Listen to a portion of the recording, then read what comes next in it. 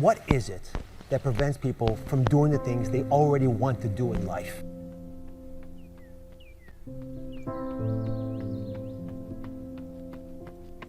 The most basic answer, I'm sorry it's so simple, but it's true, it's fear.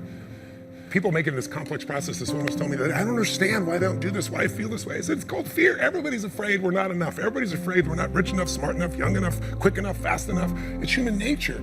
But the secret is to do it anyway. I know that sounds so simplistic. My work when I'm working with somebody is showing how to condition themselves, like building a muscle, so that you take action first, automatically. Because if you don't do that, it's hard. You lose momentum. It's like, how do I get started? Where do I go? Do anything to start the process of moving forward rather than let fear stop you.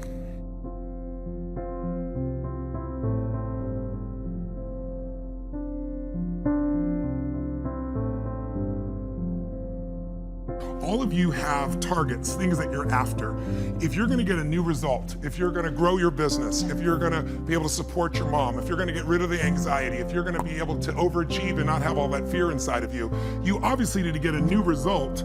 You're gonna have to get new action. You don't get new results with old actions doing the same thing. Exactly. What human beings can do is amazing. What they will do is usually disappointing. It's not because we're not capable of it, it's because we don't have new actions because we get in certain emotional states that dominate us, like anxiety, like fear of failure, right? Like the fear of the loss of your mother as an example. So if you're in a state of fear, you're gonna behave very differently and get very different results than if you were in a place of being courageous or bold or warm or connected or playful, any of those.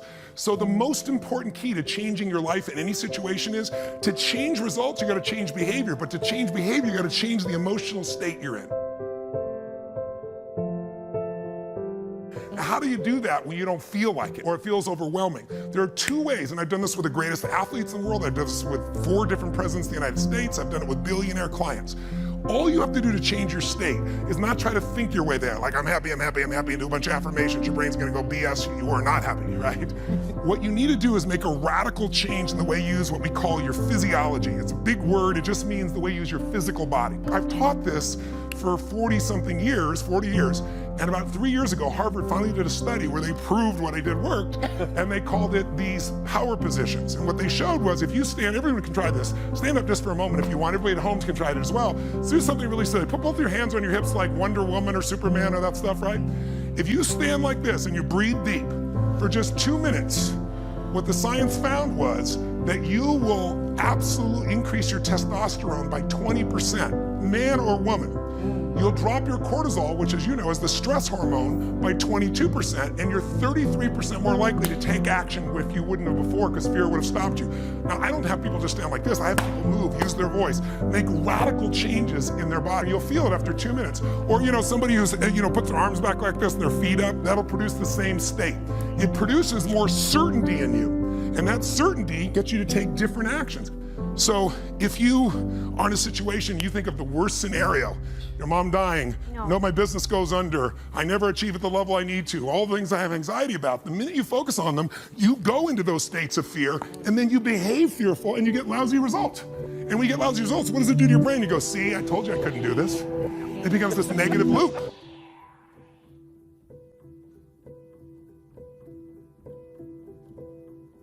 So how do we break out of it? We change our focus by asking better questions. Answer this question in your mind. What is it in your life that you're proud of? If there's something you could feel really proud of right now by focusing on it, your children, yourself, something you accomplished, you did, how many can think of something you could feel proud of? And I don't mean fake pride, ego pride, like where you're making things up. I mean, well, you really did something you're proud of.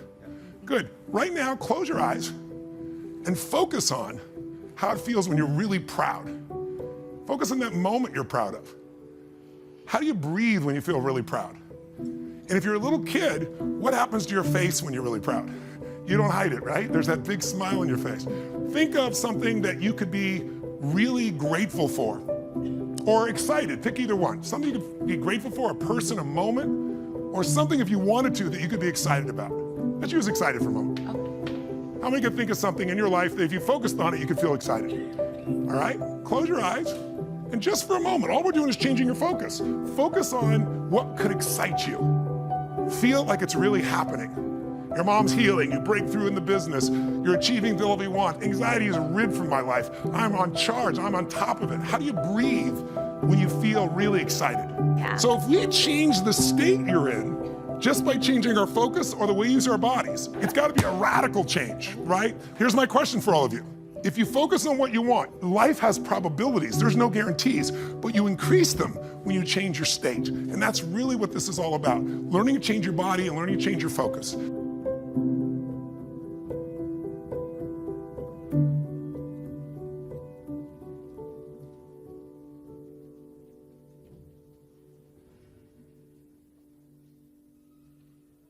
If somebody is really stressed out, they're not stressed out for no reason. It's because they're focusing on something that makes them feel stressed. They often, when they're focusing on it, it changes the body. You start to feel tight. You start to feel a certain way. And then they use language like, I don't know what to do. Why am I so overwhelmed? So if we change what we focus on, if we change the way we use our body, if we change our language patterns, we'll instantly feel different. Think of how do people use their body when they're worried versus when they're excited. Yeah. If you learn to use your body first, use your focus first, you can literally change how you feel in moments, and then you develop new habits where you start to feel good all the time, and it isn't some phony fake pump up. It's literally the way you've conditioned your body. Just like being fit as an athlete, you want to be emotionally fit. When you're not sure what you're going to do, you're going to hesitate, and hesitation kills momentum. And momentum is what makes a sports team win. It's what makes an athlete, a business person win. When you get momentum, it's like takes enormous energy to get a rocket out of our gravitational pull of the Earth. But out of the solar system's easy. Once it has momentum, it takes less fuel, less energy. Starting a relationship, starting a business, changing your body, it takes so much in the beginning. But once you get going, it's actually really easy. We all have a need for certainty. We have a need to know that we can avoid pain, that we can be comfortable. Some people do that when they're stressed by smoking. Some people work out hard to deal with it. Some people eat to try to get that comfort back. If you were certain every moment of your life, you knew what people are going to do, when they're going to do it, how they're going to do it, you'd be bored out of your mind. So we also need uncertainty. If you have too much uncertainty, you freak out. If you have too little, you feel bored out of your mind. And you can get uncertainty or variety by a great conversation, by making love, by taking on a new job or a new career, a new opportunity. You get a million ways. The question is, do you meet your needs in ways that are positive or negative? Because sugar will make you feel good in the moment, but you feel good long term. Smoking a cigarette will make you comfortable and certain.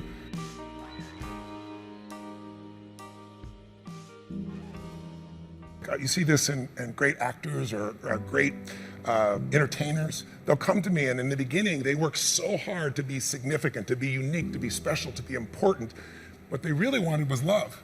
But now people stop on the street, and they'll say to me, they don't even know who I am. They just want my time. They just want this. They want a picture. They don't respect my family. They don't respect it. You'll hear them so upset. What they wanted was the love. We can have both. But the more significant I am, the more unique I am, the more separate I am from you. The more connected I am, then some people go, yeah, but where am I? Where am I special? So finding that balance between the two is what makes people feel alive. And we can meet all these needs in positive ways or negative ways. You can get significance by tearing other people down. Oh, they're lucky, they don't care, they took advantage of somebody. You don't know anything about them. You see people do that with famous people all the time. Why are they tearing them down? Because if I don't feel good about myself, if I can make you smaller, I look like I'm moving up. But you're not, and it doesn't work. But if you do things where you significantly love someone, if you care for someone, you're the most significant person in life. If you try to prove you're significant, then you have kind of the Trump effect. Even people that like him will say, sometimes he can push people aside because he's telling everybody how special he is. That gets in the way of relationship. If we're gonna connect, we gotta not make ourselves significant. We gotta find out what's significant in the other person and honor it. First four needs are the needs of the personality. We all find a way to be certain, even if we have to lie to ourselves or just work hard. We all find variety. We all find significance, even if it's tearing other people down. We all find at least connection, if not love.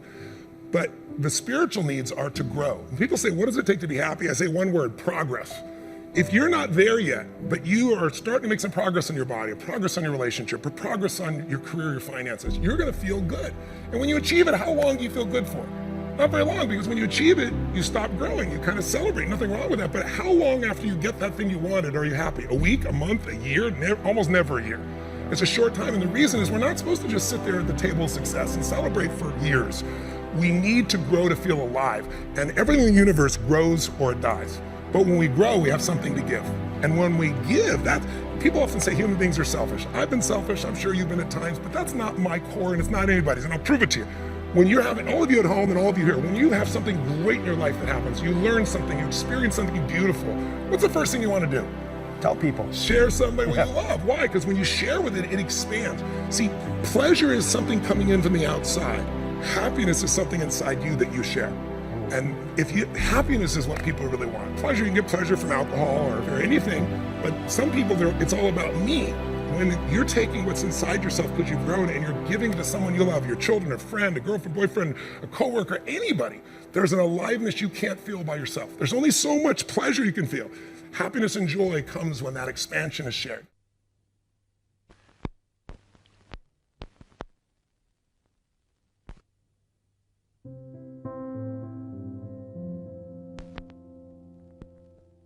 Well, if you want to break through, not just a little change, you can change laterally. You can go from being pissed off to frustrated. Right. Doesn't help you much, right? But if you really want to change, most people are trying to change. Say you want to lose weight, and they want to make money. They go, how do I do it? They look for the strategy. But I'd like you to think of 3 S's. Strategy is where most people go first, like, how do I do it?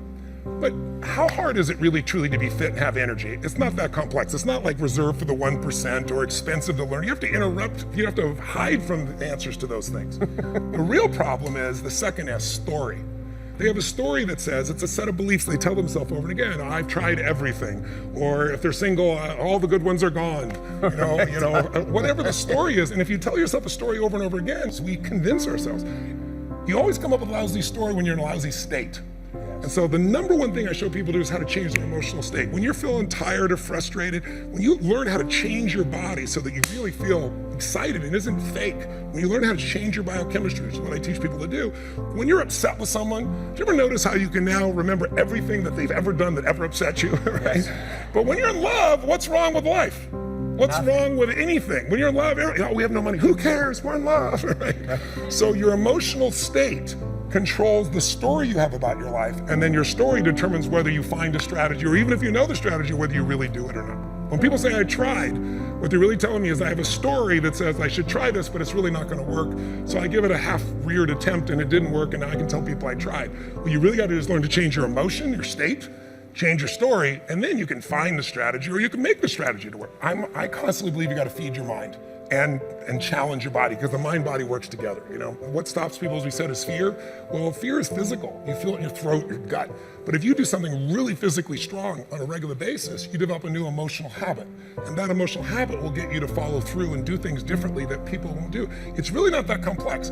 There are a few habits in your life that truly could change your whole life. I start every single day with this process called priming, training my brain to be in a peak state. So what I do every day is I prime myself for what I want rather than letting the environment control me. We've all had times when you snapped at somebody and you felt bad because it wasn't them, it was the state you're in, right? Well, there's no excuse for that. If you prime yourself, you set yourself up. But the way I did it is I do this process. It's 10 minutes, I put some music on, I do this massive change in my breathing so it radically changes the way I feel. And then I do this 3-step process. First, I do 3 minutes of gratitude where I think of 3 things I'm really grateful for, and I associate, I don't think of it over there, I feel it. And the reason is, when you're grateful, you can't be worried. You can't be fearful. When you're grateful, you can't be angry. And anger and fear are what screw people up most in their relationships, in their life, in their business. So I wire myself. I was saying to you that most people want to be happy, but their habit is to be worried or pissed off or frustrated or stressed. And so they've got a highway to stress and they got a dirt road to happiness. So I wire myself. I've got a highway to gratitude, which changes all your emotions. And then I do a 3-minute process of kind of a prayer for my family and friends. And then I do a 3-minute process of the top 3 things I want to accomplish. I see it as done and I feel it. I'm done in 10 minutes. So sometimes I go 20, but my deal is 10, so there's no excuse not to do it.